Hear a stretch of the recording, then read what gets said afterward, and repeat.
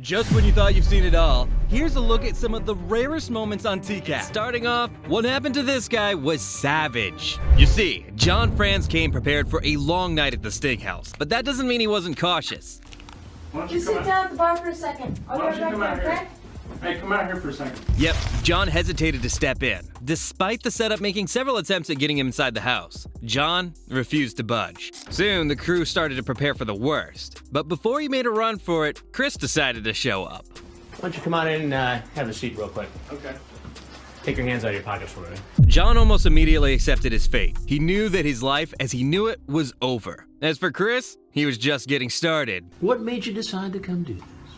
I mean, help me out. Help me to understand it. Of course, Chris couldn't keep his cool with this guy. John continued to insist that he assumed the whole setup was a prank. But of course, Chris knew better. And sensing trouble in the air, to gain some favor, John decided to play another game. It's no question inappropriate on my part. Yep, suddenly he was an upstanding member of society that wouldn't dare to hurt a fly. But what he said next was shocking. He starts to say, well, you know, I even wrote a letter. I said, a letter? I wrote a statement. That's right, John actually wrote a statement that could potentially keep him out of trouble. Can you believe the level of planning this guy did before showing up at the house? It was almost like he was prepared to get caught in the act. And if you're wondering what the letter was all about, you need to give this a listen. She says she is. My intention is to befriend her and try to mentor her. Wait, what? Did he say that his intention was to mentor her? Sorry, bro. No one's buying your story. And honestly, Chris's reaction said it all. So you're here to mentor this girl? See, here's the thing. Just because you came prepared with a not guilty plea ready in hand, you can't use it like a get out of jail free card. You're still gonna show up in court and defend your case once the dust is settled, which is why Chris raised a serious question in response to it. Why you'd even come over here in the first place if you were so concerned? Why not just blow it off? Call the police and say, hey, look, there's a girl home alone. Ah, man. Chris totally put my thoughts into words there. If he was truly scared of coming to the house, he shouldn't have shown up in the first place. I mean, this dude was so desperate that he was ready to take even that 1% chance of the chick turning out to be the real deal and not a setup. Maybe try a therapist next time. Anyway, you have to listen to what he said as he made his exit. He had just 3 words for Chris. I'm ashamed. Are you though? Because you sure don't look like you're ashamed. And guess what? That alibi letter of his, it didn't work in his favor either. I mean, no duh, but I figured I'd mention it. But the next guy who made some crazy demands during the chat was even crazier. You see, Timothy Knowles didn't even have the patience to wait till he reached the Sting house. This dude wanted to get busy right from the time he struck up their conversation online. And yeah, he wanted to put his webcam to use. Let that set the tone for what's to come. How much more can I see? On cam? Well, this dude was hungry for more. He just wasn't happy with what the setup was sharing, and so to amp up the oomph factor, Timothy sent a disturbing picture of himself. And when I say disturbing, I mean disturbing. Well, not on cam.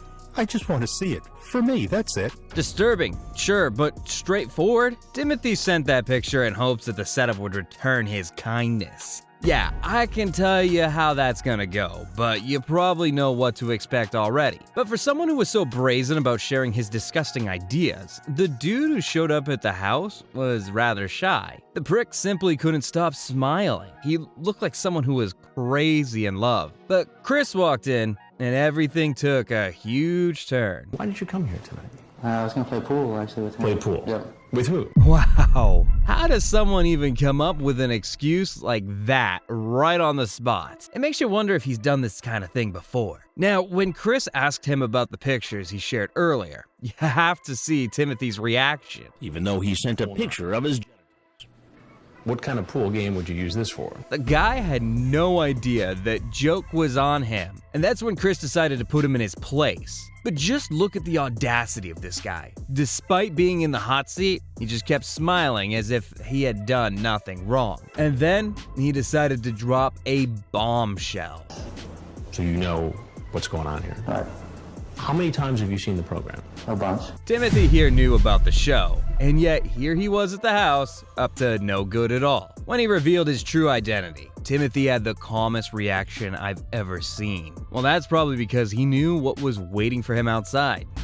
Please, on the ground now! And before the police even reach him, he lies down on the ground. Yep, this guy knew the drill. He immediately surrendered without resistance. Gotta say, Ziegfeld could learn a thing or two from him. But this next guy couldn't care less about finding a full-grown male adult in place of his beautiful date. What's her name? I'm sorry.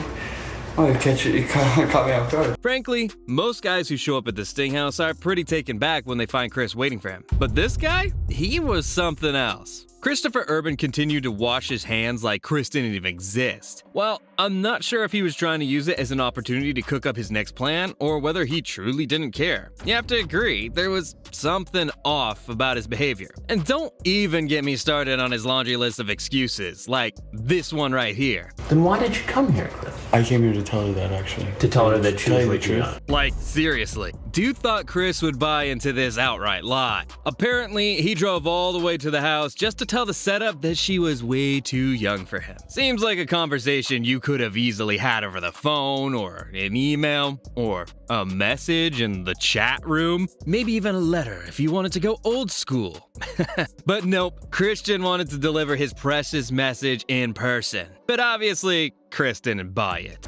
Yeah, I could tell you're a conscious type person by I'm your very, by very, your very chat here. conscious. Yeah, like Sassy Chris at his best. Anyway, Chris later discovered this jerk here had a whole bottle of booze with him. When Chris questioned him about it, dude tried to convince him that it was entirely watered down. Chris wasn't convinced, but what he said in his response was unexpected. I wanted to leave it here when I left and just say, here, you can have this, and that's you know. Sorry, what? You wanted to leave it at the house? I mean, sure, that would make a nice gift for someone as young as a setup, I mean, right? And that was just the beginning. Christopher simply couldn't stop talking, and once Chris was done listening, he decided to shut him up for good. Did you Honestly- transmit this photograph?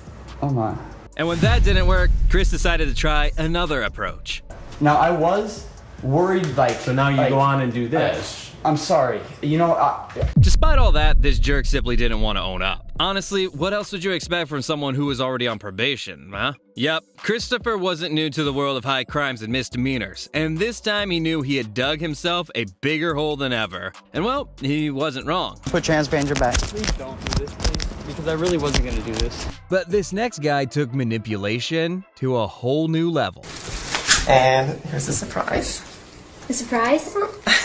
Oh, thanks. When Thomas Sheen walked into the house, he didn't come unprepared. You see, this dude was fully aware of the age of the setup and how to woo her, too. As soon as he arrived, he pulled out a stuffed teddy bear, some strawberries, and whipped cream to go with it. Now, before you go ahead and think that's cute, you better take a look at his chat log. Sweet breasts and kiss them too.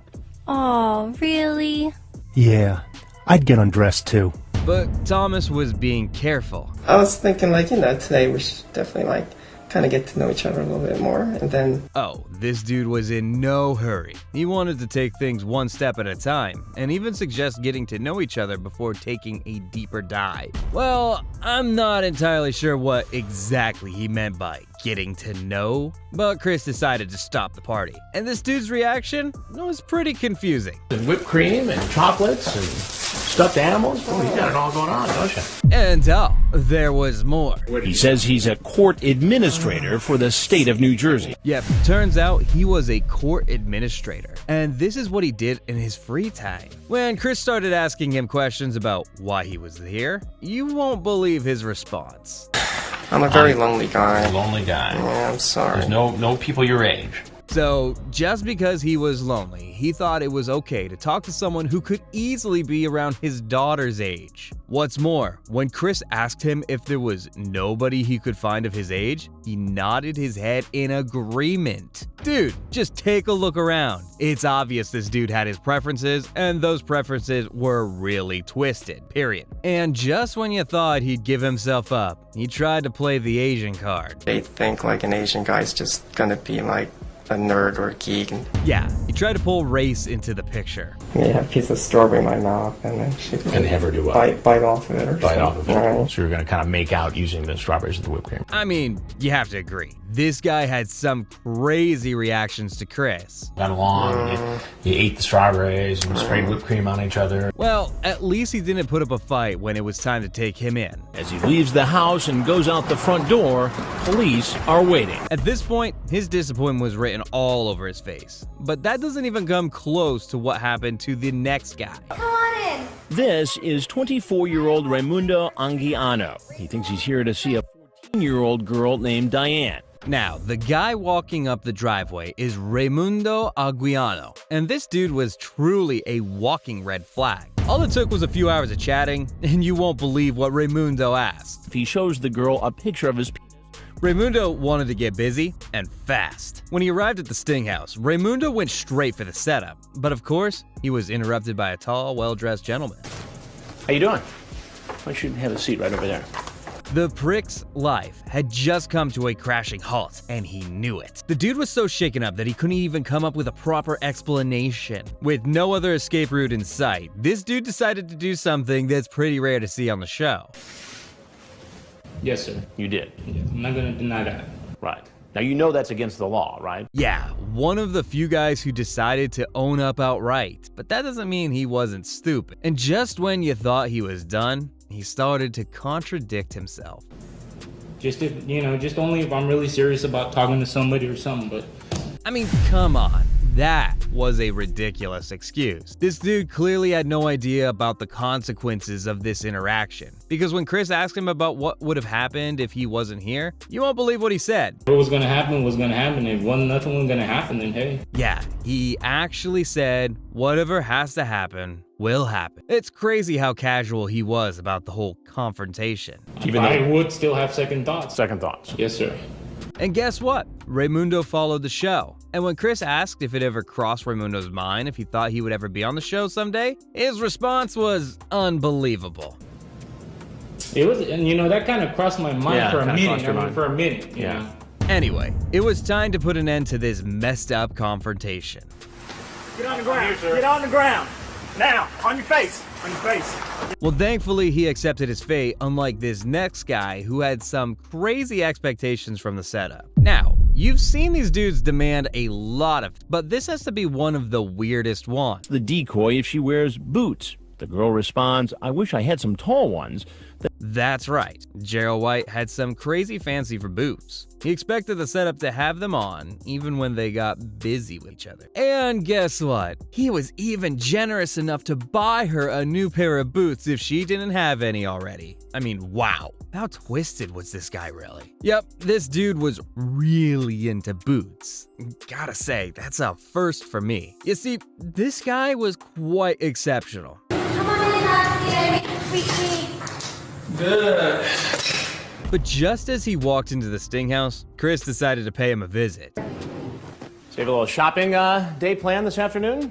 This freak was totally lost in his own world and couldn't care less about what was happening around him. Usually dudes get startled when Chris makes his grand entrance, but Gerald had other plans.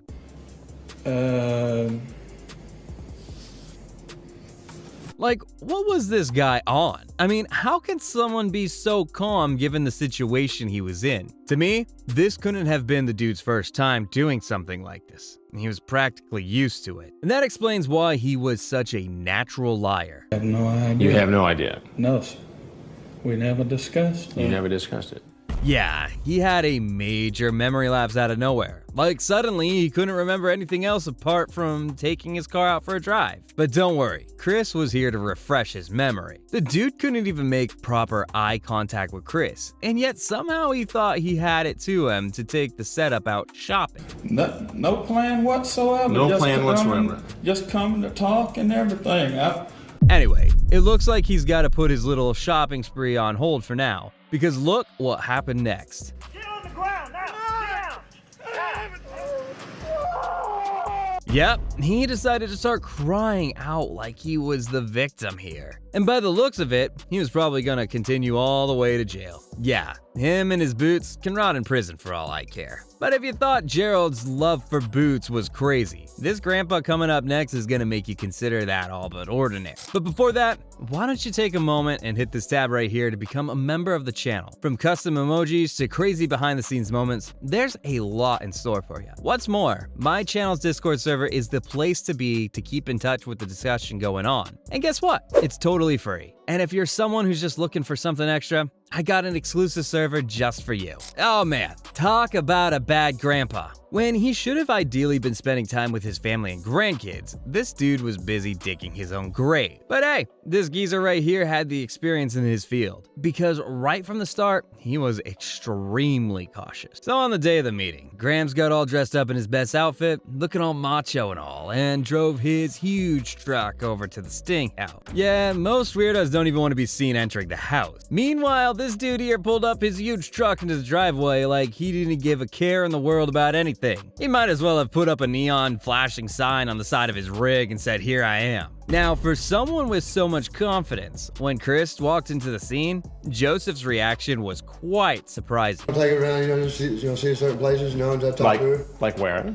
If she want to go for a ride, I'll take her for a ride. I'm sorry, what? Seriously, this dude lost his voice as soon as he laid his eyes on Chris. But that was until Chris whipped out the chat logs, and Joseph started to defend his action. You did? I have it all right here, so you might as well just tell me right now. Joseph tried every trick in the book to prove his innocence, but dude was wise enough to give up before making a complete fool out of himself. I ain't gonna sit here and tell me no excuses for the things I said, because I fell into the conversation. It was totally Despite that, it was time for Chris to lay down the truth. I get in here to sit and just talk to her, You just said you were going to take her for a ride in the truck. But Joseph started dancing between different excuses. He was switching his story so many times that Chris's head had to be spinning. Eventually, when he realized Chris wasn't buying his story, Joseph decided to take some responsibility.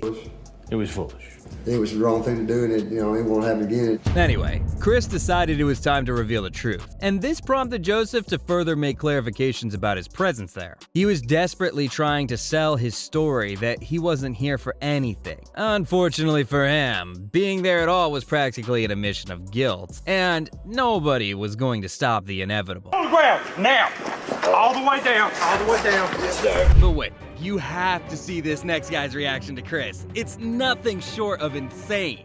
Now, this dude was seriously dedicated. For someone who seemed a little too nervous during the online conversation, this dude finally pulled himself together and hit the road for an hour-long drive just to reach the setup's doorstep. I would want to hang out with you if you keep it a secret. Oh, dang. I wouldn't tell anyone. You see, Ziegfeld had his own doubts about how this meetup would turn out, but when he realized that it would be her first time, the dude said something absolutely crazy. I was thinking, maybe you could do something for me.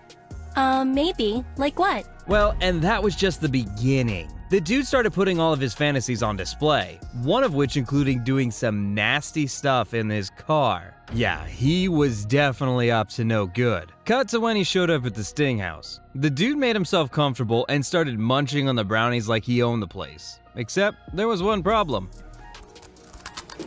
So did you bring the weed? Anyway, this dude was way more interested in getting the setup out of the house, but the setup wasn't about to let that happen. So, Take a drive somewhere? I figured we could hang out here for a little bit first and then... But as soon as Chris stepped in, Ziegfeld decided to bolt.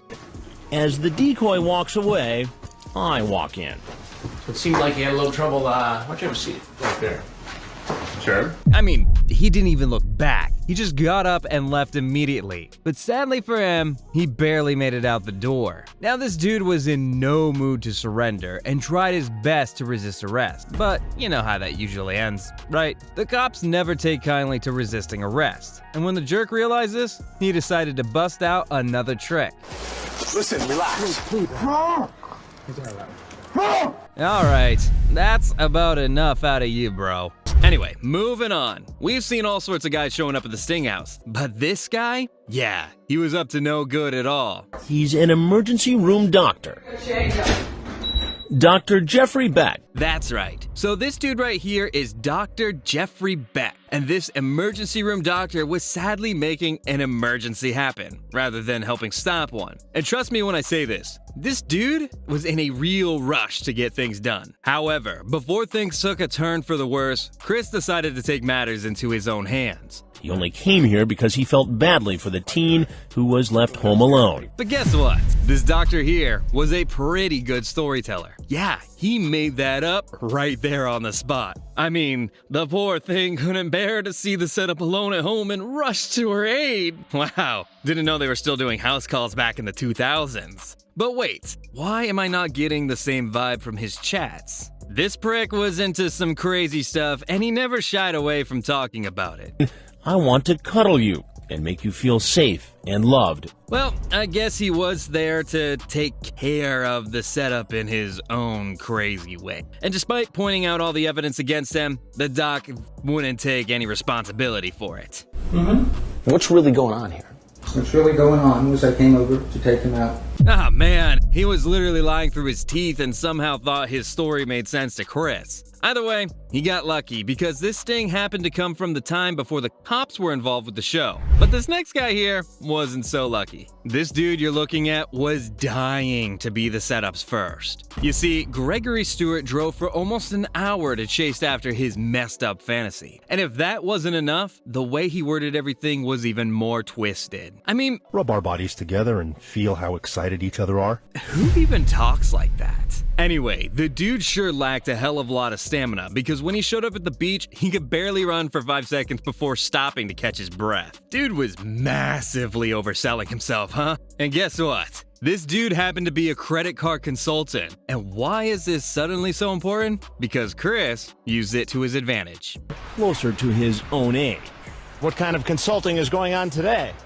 Nothing. Yeah, what did I tell you? When it comes to making an entrance, nobody can do it better than Chris. But when Chris started reading from his chat logs, Greg was not pleased. No, sir, I never... No, it's right here.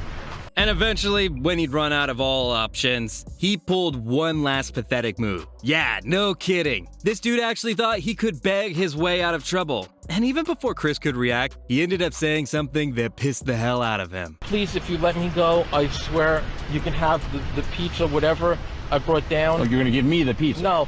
What a pal you are. No. Oh, man. Who knew this prick was that delusional? And of course, there's only one way to send someone like him packing. Obviously, you're free to go. Thank you. Free to go, but not very far. And boy, was it satisfying to watch. Get down! Get down! Get down! Face down, face down, face down, face down. Hands up. Now, if you ask me, I think Dennis Colson had this air about himself. When he arrived at the house, anyone could have thought that he owned the place. I mean, this guy carried himself pretty well, but how long would he be able to pull this act off? Finish taking the stuff out. As soon as he laid eyes on Chris, the dude's demeanor made a 180-degree turn. Suddenly, he let an entirely new side of him show. Did you have a hard time finding the place, or? Yeah, man. Why don't you have a seat right over there? I'm good. Soon enough, the dude started to get real aggressive. But that didn't stop Chris from getting down to business. What made you get in a car on a Saturday night this late and drive an hour and a half to come to this house? Oh yeah, is that what people were getting up to back then? Driving for a whole hour to some stranger's house just because you're bored? I don't know, I never got the memo about that back then. Anyway, when Chris asked if he had any protection on him, the dude swore up and down that he didn't. Until he finally let it slip that he carried them in his car at all times. Because, well, who knows when you're gonna need them, right? And man, you have to see Chris's reaction to that ridiculous statement. For airbags in the car in case you get in a crash? Exactly, for airbags. Yeah, this guy really has a way with words. But before you know it, Dennis started going haywire. Hang on one second. I'm just expressing myself. I'm not doing anything wrong. What positions have you tried? That's right. Dennis, out of nowhere, started to play the victim card. But Chris wasn't going to give in to his little act. You ask if you delete all those IMs when you're done. I'd hate to have... You see, Chris wasn't done yet. Before letting the guy off, he wanted to give him one last dose of humiliation. Scooby-Doo. You don't have to call me Scooby. You call me Dennis Colson. I'm Chris Hansen with Dateline NBC, and we're doing a story. Touched a nerve, huh? I mean, just look at this dude here. He was definitely the kind of guy who loves to dish it out, but can't take an ounce of it in return. But look what happens. Get on the ground! Get on the ground! Get on the ground!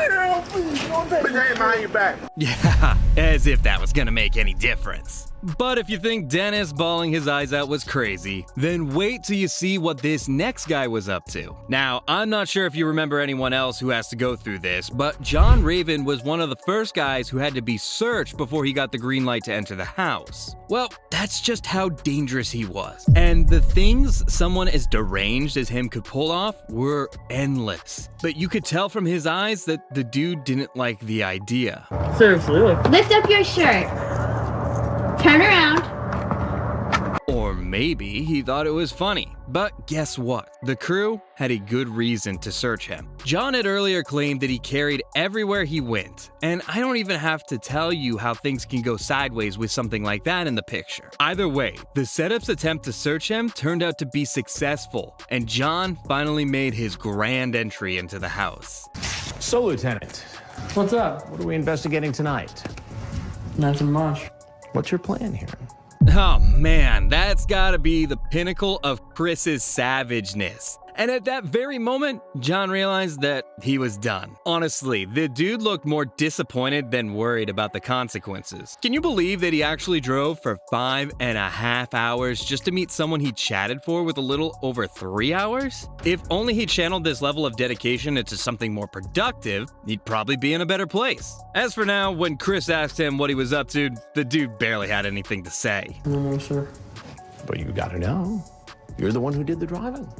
I know.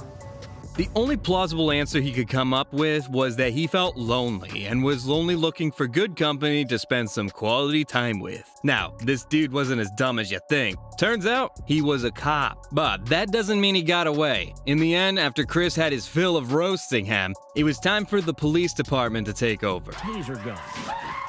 Only one probe stays attached. Despite his brothers and sisters in blue bearing down on him, John still tried to make a run for it.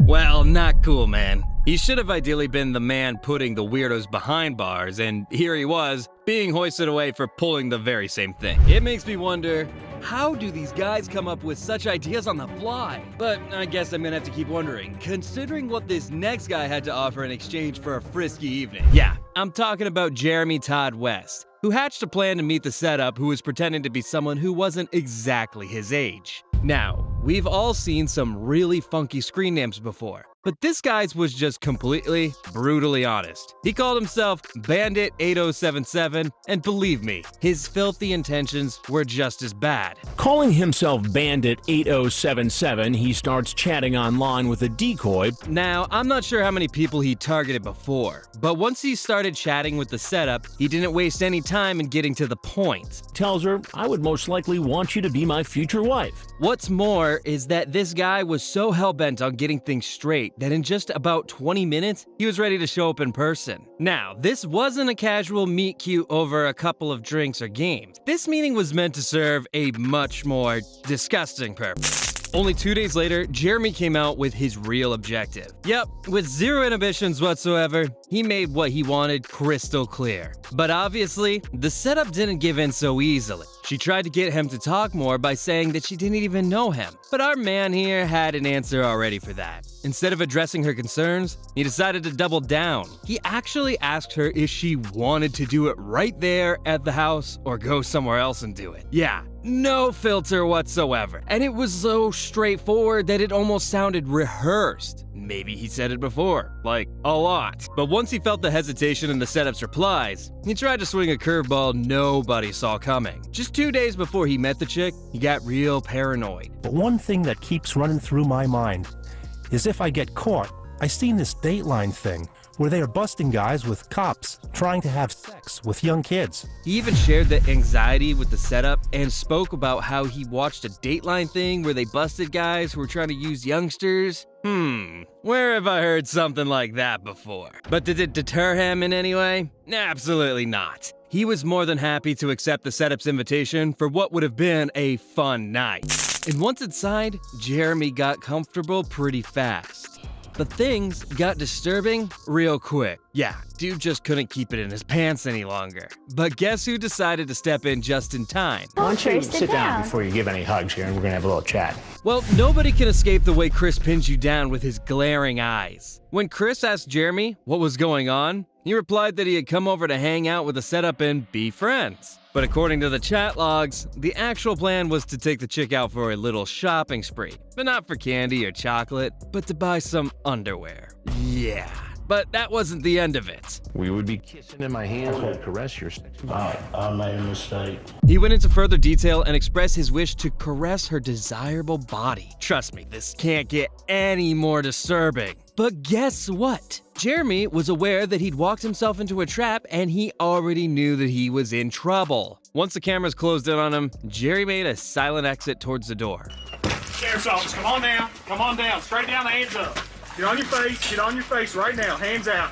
And as per usual, the cops were ready waiting for their cue. Later during the interrogation, Jeremy stuck to a story that he was only going to meet her and be friends with the setup. Also, he didn't want the bust to go public, but the cops reassured him that it would. Because, well, yeah, of course it would. But this next guy went one step further to impress his mark. While most men bring gifts, this one decided to get rid of something instead. I'll let that idea simmer in your head for a bit. Riverside, California is known for its sweet and zesty oranges. But guess what else you'll find roaming in the streets of this city? Some seriously messed up men. And 40-year-old Daniel Polito has got to be the epitome of that.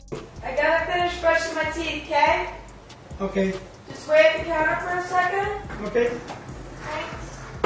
So Danny Boy chatted up with a setup man who went by the name Sammy, and Sammy made clear exactly how old she was. In spite of it though, Daniel practically threw himself at her. I mean, this guy was one for the most eager people to have ever been on the show, and you'll soon know why. But first, a little background. So Daniel had a chat with the PJ team, only to come to the Sting House and get caught. While chatting, Daniel didn't pull any punches when it came to what he expected from the setup. The man thought he had the riz and asked Sammy whether she wanted to watch him play with himself and a bunch of other, well, intimate questions. After arriving at the house, Daniel eagerly waited as the setup told him that she'd be out in a bit. However, to Daniel's surprise though, instead of the setup, someone else arrived instead. How are you tonight? Why don't you have a seat right there, please? Yep, it was Chris's time to make his move. Chris swiftly walked in from behind the closed curtains, and all Daniel did was this. Nothing. No. Nothing or nothing good? Nothing good. Nothing good. Smile, yeah, I know. This sicko clearly knew he was busted, and despite that, he had the audacity to smile at Chris. I can't say what must have been running through his head at that point, but I can tell you that Daniel was as high as a kite. Anyway, without any hesitation, when Chris asked him the reason behind his visit, unlike other guys, Daniel didn't even beat around the bush while answering. That girl on the internet? The girl on the internet. And what is that girl's name? When asked whether he thought what he was doing was right, guess what he said? It's okay to come No, see it's you. not. It's not okay.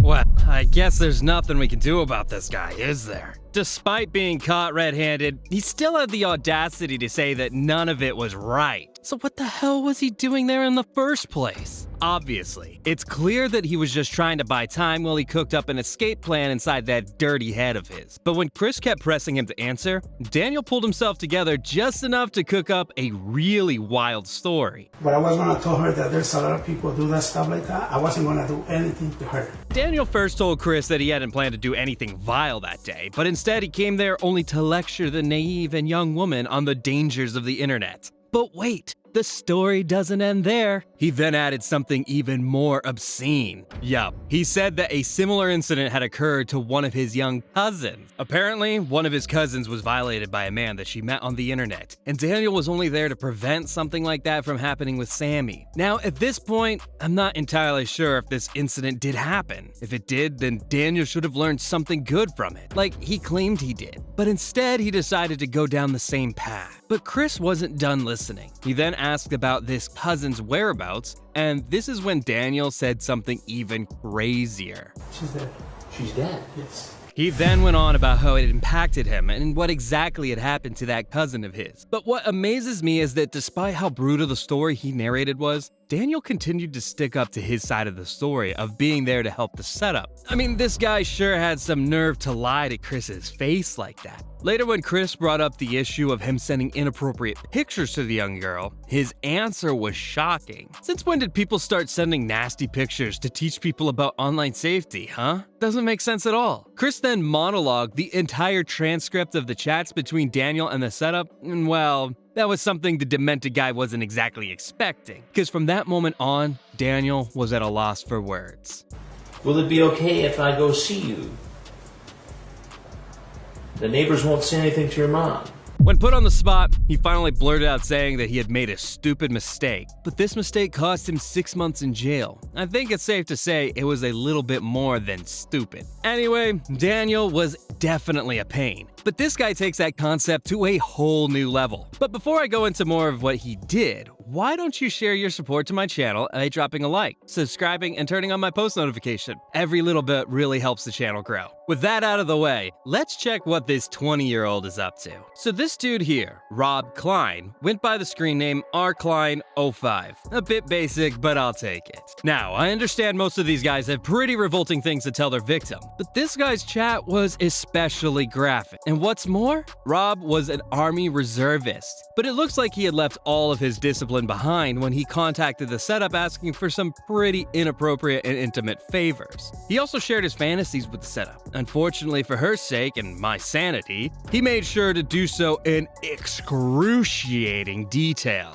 So you want this old guy doing you in your house, on your bed, or wherever? Fast forward to when Rob pulled into the driveway. He eventually walked towards the main door thinking he was about to get some action. And well, that's exactly what happened, but not in the way he expected. Once at the door, the setup invited him over and asked him to wait as she left to go get changed. Now, Rob initially grew suspicious because clearly there was something amiss. Hey, you're early.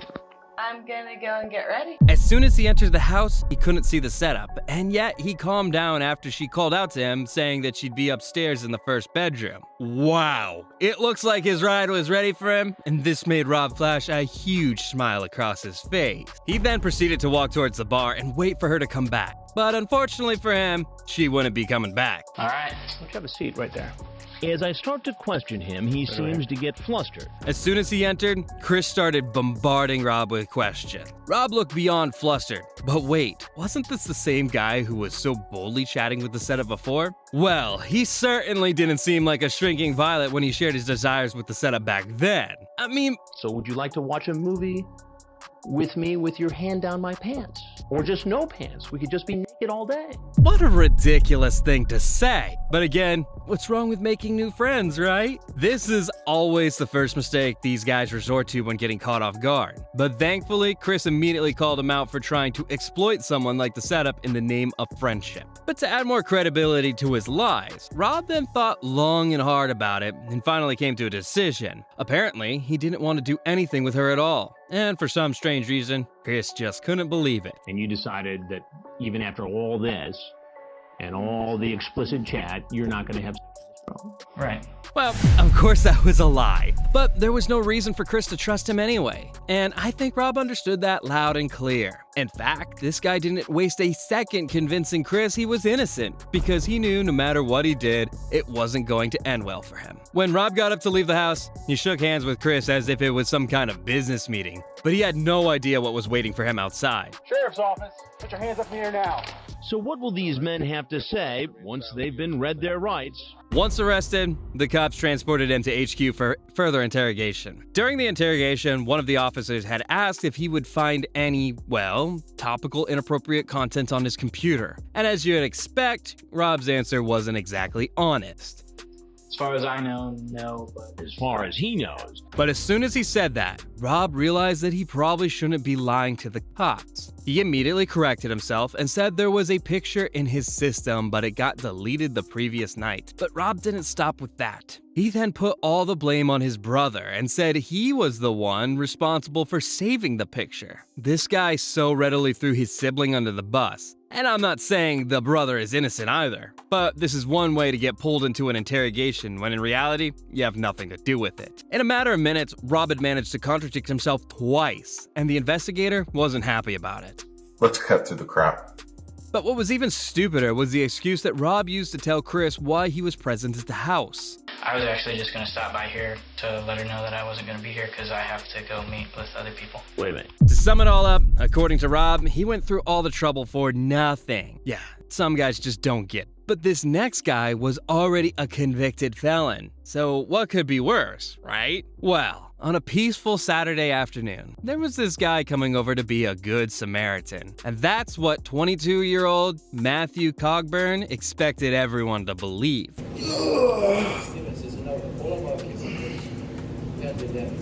The young man was all riled up when he realized that he'd have a chance to get with a hot blonde. But little did he know that the setup actually had a wig on the whole time. Well, of course, Matthew had no idea. As soon as he arrived at the house, he was asked to wait while the fake blonde put her laundry away. And just as Matthew was stretching and preparing himself for one wild night, this is what happened. Why don't you have a seat there and get comfortable for that? I had a feeling this was going to happen. You had a feeling what was going to happen? You see, most of these guys are pretty sure that they'd run into trouble someday, and yet it's not enough to deter them from giving into these vile temptations. But Matthew was one notch higher. He not only recognized Chris, but also told him that he knew what the whole thing was all about. Don't really do on 13 or over NBC. NBC? Yeah. You mean like Dateline NBC? Yeah, suddenly he could barely find his voice. But guess what? This guy wanted to be super sure of everything. He even went the extra mile by making sure she had birth control and even offered to bring some skins as additional protection to boot. I mean, what more can you expect from someone who speaks like this? You look at his MySpace page. His hero is God. His motto is Jesus rocks. But as soon as the camera started coming out of the woodwork, the dude decided to bolt. Well, you need to know that I'm Chris Hansen with Dateline NBC. The cops had to literally chase him down before he got away from them. From there on, things got really graphic as the cops took a deeper dive into this guy's dark side. But we all know he's not the first and won't be the last to harbor such vile intentions. So these were some of the weirdos who were caught in the act. And if you're looking to keep the discussion going, then make sure to check out my Discord server. And before you leave, don't forget to check my next post right here. It's even crazier.